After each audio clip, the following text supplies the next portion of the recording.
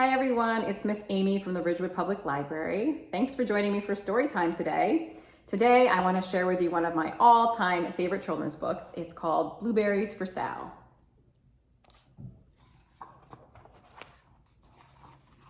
One day, little Sal went with her mother to Blueberry Hill to pick blueberries.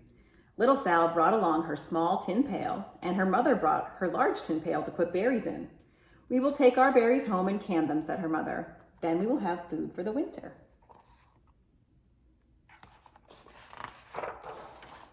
Little Sal picked 3 berries and dropped them in her little tin pail.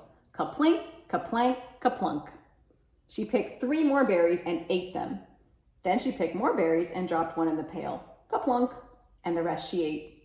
Then little Sal ate all 4 blueberries out of her pail. So hard to wait when they're so delicious. Her mother walked slowly through the bushes, picking blueberries as she went and putting them in her pail. Little Sal struggled along behind, picking blueberries and eating every single one. Little Sal hurried ahead and dropped a blueberry in her mother's pail. It didn't sound kerplink because the bottom of the pail was already covered with berries. She reached down inside to get her berry back. Though she really didn't mean to, she pulled out a large handful because there were so many blueberries right up close to the one she had put in. Her mother stopped picking and said, "Now, Sal, you run along and pick your own berries. Mother wants to take her berries home and can them for next winter."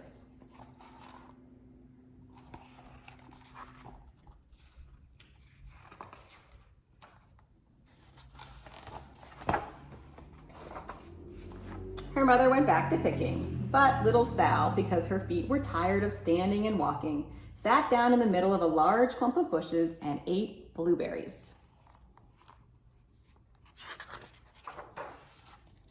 On the other side of Blueberry Hill, Little Bear came with his mother to eat blueberries. "Little Bear," she said, "eat lots of berries and grow big and fat. We must store up food for the long, cold winter."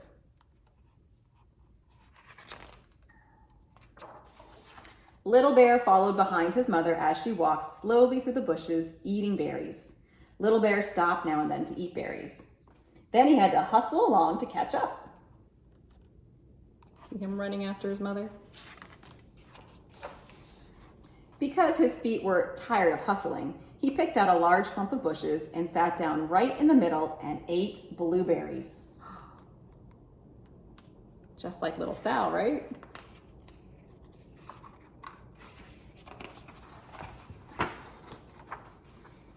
Over on the other side of the hill, little Sal ate all of the berries she could reach from where she was sitting.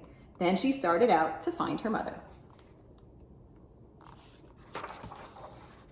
She heard a noise from around a rock and thought, "That is my mother walking along."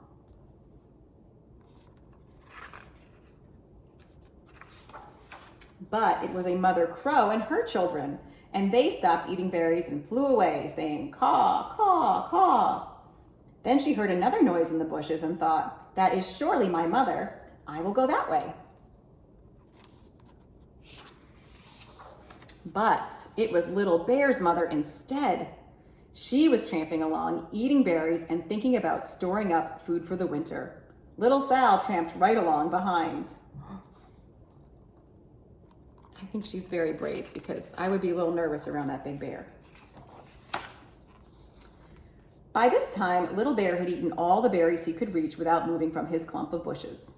Then he hustled off to catch up with his mother. He hunted and hunted, but his mother was nowhere to be seen. He heard a noise from over a stump and thought, "That is my mother walking along." But it was a mother partridge and her children. They stopped eating berries and hurried away. Then he heard a noise in the bushes and thought, "That is surely my mother. I will hustle that way."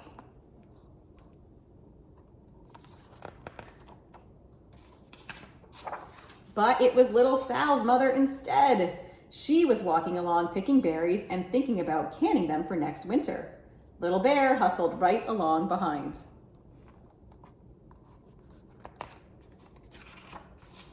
Little Bear and little Sal's mother And little Sal and little Bear's mother were all mixed up with each other among the blueberries on Blueberry Hill. See, there's little Sal behind little Bear's mom. And there's little Bear behind little Sal's mom. They are all mixed up. Little Bear's mother heard Sal walking along behind and thought it was Little Bear. And she said, "Little Bear, munch, munch, eat all you gulp can possibly hold." Little Sal said nothing. She picked 3 berries and dropped them kerplink, kerplink, kerplunk in her small tin pail. Little Bear's mother turned around to see what on earth could make a noise like kerplunk. "Garumph," she choked on a mouthful of berries. "This is not my child. Where is Little Bear?" She took one good look and backed away. She was old enough to be shy of people, even a very small person like little Sal. Then she turned around and walked very fast to hunt for Little Bear. Little Sal's mother heard Little Bear tramping along behind and thought it was little Sal. She kept right on picking and thinking about canning blueberries for next winter. Little Bear padded up and peeked into her pail. Of course, he only wanted to taste a few of what was inside, but there were so many and they were so close together that he tasted a tremendous mouthful by mistake.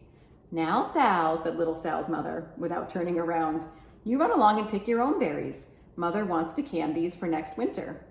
Little Bear tasted another tremendous mouthful and almost spilled the entire pail of blueberries. Little Sal's mother turned around and gasped, "My goodness, you are not little Sal. Where, oh where is my child?" Little Bear just sat munching and swallowing and licking his lips. Little Sal's mother slowly backed away. She was old enough to be shy of bears, even very small bears like Little Bear. Then she turned and walked away quickly to look for little Sal. She looks pretty surprised there, right?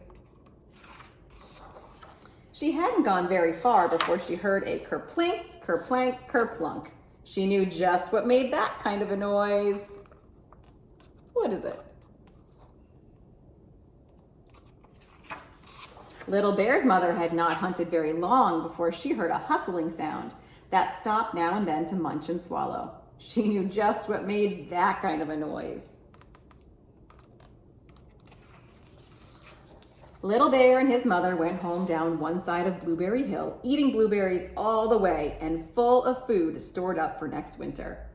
And little Sal and her mother went down the other side of Blueberry Hill, picking berries all the way, and drove home with food to can for next winter. A whole pail of blueberries and 3 more besides. They all got sorted out and everybody got their blueberries, so it was a good day. I hope you enjoyed that story as much as I did, and I hope to see you next time. Thanks.